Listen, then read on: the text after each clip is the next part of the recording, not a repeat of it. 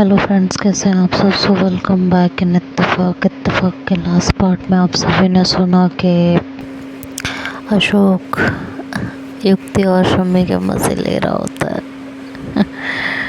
हंस रहा होता है और युक्ति कहती है आप हंस लीजिए, यहाँ मेरी लगी पड़ी है और आपको मजाक हो गया है। अशोक कहता है मेरी क्या गलती है भाई, कांड तुम दोनों करो, मैं हंसूँ भी ना। चलो बेस्ट ऑफ लक, भगवान तुम्हें शक्ति दे। कहकर अशोक अपने ऑफिस में चला गया और युक्ति सोच में पड़ गई थी।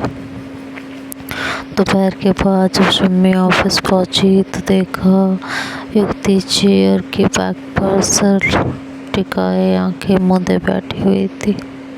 शम्मी धीरे से उसके करीब गई और झुककर उसके कानों में बोली कि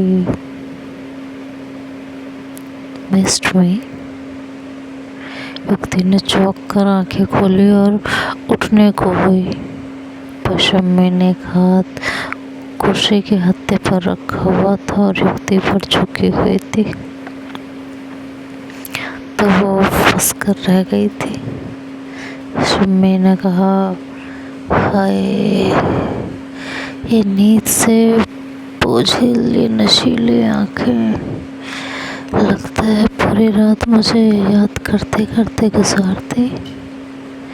युक्ति ने आंखें चुराते हुए कहा, क्योंकि याद तो वो से ही कर रही थी, तो उसने आंखें चुराते हुए कहा, मैं क्यों याद करूँगी।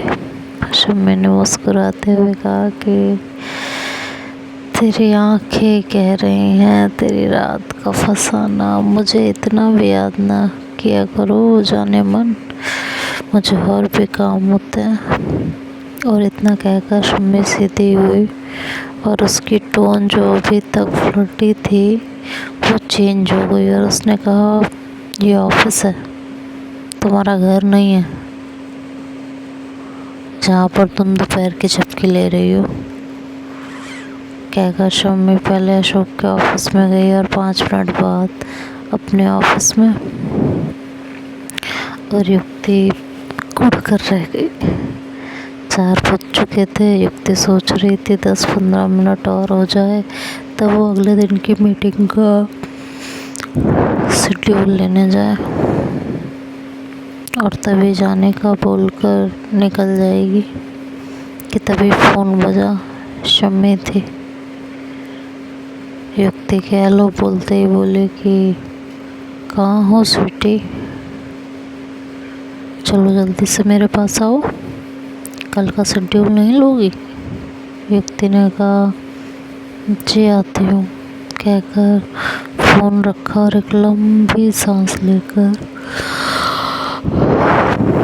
पेन और डायरी ली और शम्मी के पास आकर बोले, जी बताइए। शम्मी ने कहा, ये क्या इतनी दूर, क्यों, यहाँ मेरे नज़दीक आओ, प्यार से तुम्हारे कान में बताऊंगी। मैं यहीं ठीक हूँ, तुम तो ठीक हो, मैं ठीक नहीं हूँ, चलो मैं ही आती हूँ तुम्हारे पास।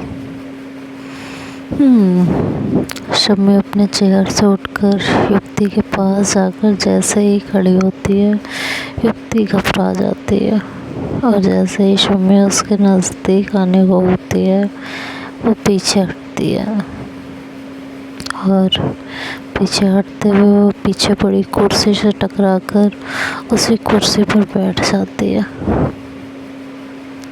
उसे यूँ घबराया देखकर शम्मी मुस्कुरा कर कहती है, चलो ये भी ठीक है, और झुककर उसे अपना शेड्यूल बताने लगती है। जब तक शम्मी युक्ति के ऊपर झुकी रहती है युक्ति का दिल जोर जोर से धड़क रहा था। उसके हटने पर वो एकदम से उठती है और कहती है, अशोक सर से भी लेना है, और फटाफट भाग निकलती है। बाहर आकर चैन की सांस लेती है और फिर अशोक के पास जाकर उसका शेड्यूल लेकर जाने का पूछकर बाहर आती है, अपना बैग उठाती है और फटाफट वहाँ से निकल जाती है। और उस जगह पहुंच दिया जहाँ रोज शाम को सांची और मयंक से मुलाकात होती है।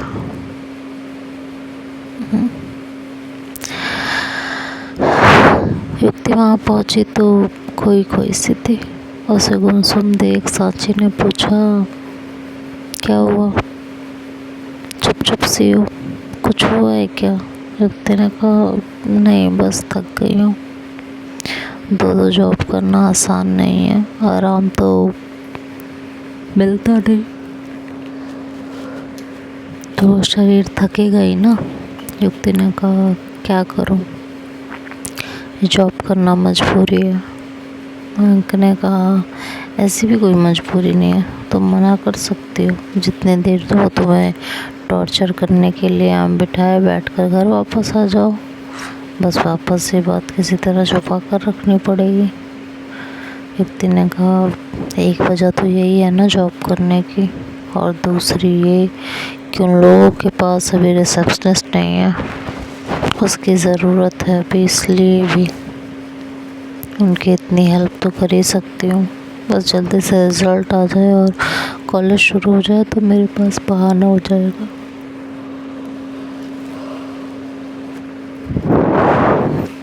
सांची ने कहा, वो तुम्हें इतना टॉर्चर कर रही है और तुम्हें उसकी हेल्प करनी है?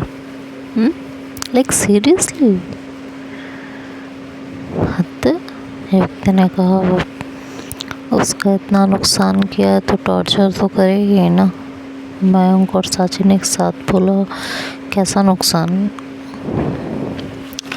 वो जब मैंने उसके साथ फ़ोन वाला प्रैंक किया था, वो किसी क्लाइंट के साथ मीटिंग में थी और मेरा फ़ोन सुनकर वो वहाँ से तुरंत हॉस्पिटल के लिए निकल गई थी। बस इतनी बात से नाराज़ होकर क्लाइंट ने अपना केस वापस ले लिया। गौरव ने मेरे सामने ही किसी से फ़ोन पर बात की थी, इसलिए मैं श्योर हूँ कि वो सब झूठ नहीं बोल रहा है। मुझे गौरव की बात ही नहीं सुननी चाहिए थी।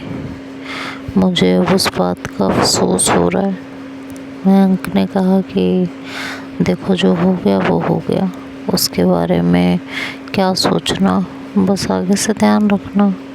अफसोस हो रहा है तो अब शर्त और प्रैंक ये सब छोड़ दो, और वैसे भी अब तुम्हें पैसों की कोई ख़ास ज़रूरत नहीं है। सेमेस्टर की फ़ीस पापा दे देंगे और तुम्हारी कोई बात नहीं सुनी जाएगी। अब अगले साल से तुम्हारी जॉब हो जाएगी, तो अब फालतू की बातों को दिमाग से हटाकर पढ़ाई में लगाओ। और मुझे तो लगता है ये सब तुम्हारे साथ हुआ है कि शायद तुम्हें सबक मिल जाए, वरना तुम्हारे साथ कुछ भी बुरा हो सकता था। कुछ भी। So take it as a warning. किस्मत बार बार साथ नहीं देती। युक्ति ने कहा, इससे बुरा और क्या ही होगा, पर बात सही है तुम्हारी। अच्छा, मैं ज़रा फ्रेश होकर आती हूँ। सांची, तुम चलोगी? सांची ना करने वाली होती है, पर युक्ति उसका हाथ पकड़कर कहती है, चलना। तो सांची साथ चल पड़ती है। थोड़ा आगे जाकर वो पूछती है कि युक्ति, क्या हुआ है तुझे, बताएगी? ये रोनी सूरत क्यों बना रखी है? सांची को फील हो गया था कि युक्ति कुछ और भी कहना चाह रही थी, तभी उसे लाई है। तो युक्ति ने उसे पिछले दिन शम्मी ने अपने घर पर जो किया वो बताती है। तो सांची के चेहरे पर हैरानी के एक्सप्रेशन आ जाता है। फिर युक्ति उसे अशोक ने जो बात कही थी कि शम्मी उसे बस परेशान कर रही थी, वो भी बताती है। और फिर आज ऑफिस में शम्मी ने उसके साथ जो किया वो भी बताती है। और फिर पूछती है कि सांची, तुझे क्या लगता है कि वो क्या चाहती है मुझसे? बस परेशान कर रही है या फिर कुछ और? क्योंकि अशोक तो दोस्त है, वो कभी नहीं कहेगा कि शम्मी गलत कर रही है। सांची ने कहा, तेरी बातें सुनकर तो अजीब सा ही लग रहा है।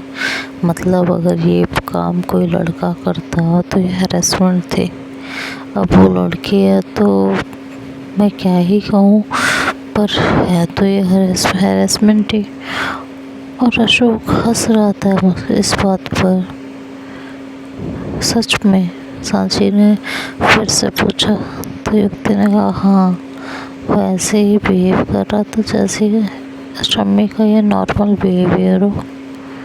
सांची सोच में गुम थी और फिर बोली शायद, और इतना बोलकर वो चुप हो गई। फिर से सोचने लगी तो युक्ति ने कहा क्या शायद? शायद वो तुमसे फ्लर्ट कर रही हो। उसे लड़कियां पसंद है क्या? पता नहीं, पर वो मुझसे फ्लर्ट क्यों करेगी? अरे लड़कियों का तो मैं ज़्यादा जानती नहीं, पर हाँ लड़के ऐसी हरकत उसी लड़की के साथ करते हैं जिन पर या तो उनका दिल आया होता है या फिर नीयत ख़राब होती है। और इन दोनों सिचुएशन में उनका उस लड़के में इंटरेस्ट होना ज़रूरी है। तो शायद उसे भी तुम में इंटरेस्ट होगा। तो युक्ति ने कहा उसे और सब कुछ हो सकता है, गुस्सा, नफरत, चिढ़, पर इंटरेस्ट तो बिल्कुल नहीं हो सकता। तुमने उसे देखा नहीं है। जब वो मुझे देखती है तो उसकी आंखों में गुस्सा और माथे पर त्योरियाँ होती हैं। चाची ने कहा जो भी है अब तुम ही पता कर सकती हो, सारा दिन उसके आसपास रहती हो, मैं तो बस अंदाजे लगा सकती हूँ। वैसे तुम बताओ तुम्हारे मन में क्या है? तुम तो पहले से ही लट्टू हो उस पर। युक्ति ने कहा मैं कोई लट्टू बट्टू नहीं हूँ उस पर, चलो अब मयंक इंतज़ार कर रहा होगा। और कहकर युक्ति ने सांची का हाथ पकड़ा और उसे बाहर ले आई। सांची ने कहा लट्टू नहीं हो तो उसे किस करने क्यों पहुँच गई थी? दिमाग खराब हो गया था। और एक मिनट और सबको ये लाइन चिपकाया करो। मुझे पता है तुम्हारा दिमाग ही नहीं दिलो नीयत भी ख़राब हो गई है उस पर, और शायद उसकी भी, तभी वो ऐसी हरकतें कर रही है। आखिर दिल से दिल को राह होती है। युक्ति ने कहा बस कर जा, जब देखो फालतू की बकवास करती है और मयंक के सामने चुप रहना। हाँ, जैसे मयंक को पता ही नहीं है। क्या पता है उसे? तूने ही की होगी बकवास कुछ। क्यों? उसे कुछ दिखाई नहीं देता? समझ नहीं आता? हम दोनों तुझे अच्छी तरह से जानते हैं, ऐसा कुछ भी नहीं है। और अब प्लीज़ चुप हो जा। दोनों मयंक के पास पहुंचते हैं। ऑर्डर भी आ गया होता है तो खा पी कर युक्ति ऑफिस निकलती है और सांची मयंक तफरी करते हुए घर। अगले दिन युक्ति ऑफिस पहुंचती है और भगवान से प्रार्थना करती है कि आज का दिन भगवान ठीक से निकाल देना, बस ज़्यादा कोई ताम झाम ना हो, बस आज उसकी कोई नौटंकी देखने को ना मिले। अशोक और शम्मी भी आ चुके थे। युक्ति ने अपना काम शुरू कर दिया था। आज पहली मीटिंग अशोक की थी तो युक्ति ने उसके ऑफिस में जाकर उसे गुड मॉर्निंग विश किया और केस की फाइल ढूंढनी शुरू की। उसे ढूंढते हुए देख अशोक बोला अगर केस की फाइल ढूंढ रही हो तो वो मैंने ले ली है, ठीक है। फिर उसे केस का नाम लेकर बताता है कि तुम उन दोनों केस की फाइल लाकर टेबल पर रख दो। युक्ति फाइल ढूंढकर अशोक के टेबल पर रखती है और भगवान का नाम लेकर शम्मी के रूम में जाती है। Good morning. शम्मी उसे देखती है तो होठों पर मुस्कान लिए कहती है गुड मॉर्निंग स्वीट हार्ट, कहाँ थी सुबह से? इंतज़ार कर रही हूँ मैं तुम्हारा सुबह से।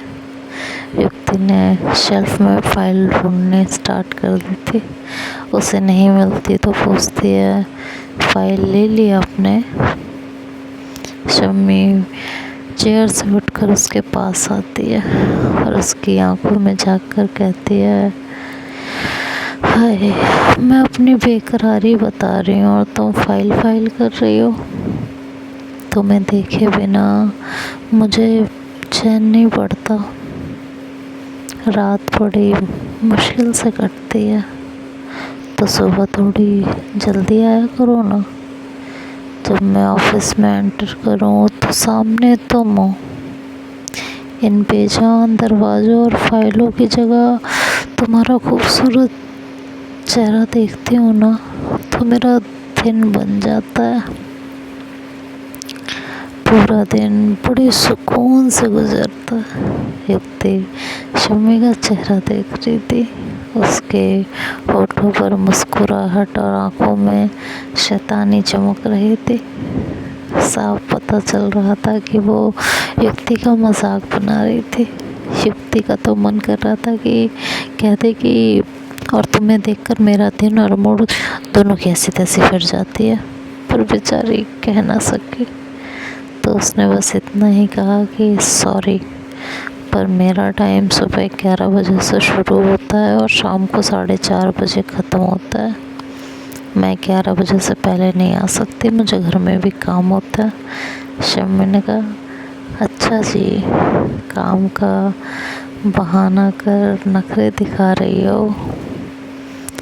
हम चाहने वाले हैं तेरे, यूँ हमको सताना ठीक नहीं।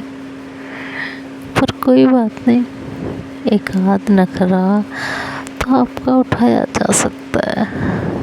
व्यक्ति ने कहा, अब मैं जाऊँ, मुझे सुखसर की फाइल्स भी निकालने हैं। व्यक्ति झूठ बोल कर वहाँ से निकलने का ट्राई कर रही होती है। तो शम्मी ने कहा, जी ज़रूर, पर हाँ, अपने रुखे रोशन का दीदार करवाती रहना, मेरा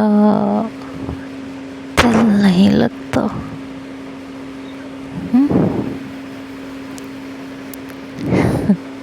तो देखते हैं आगे क्या होता है, ये तो नेक्स्ट पार्ट में सुनेंगे।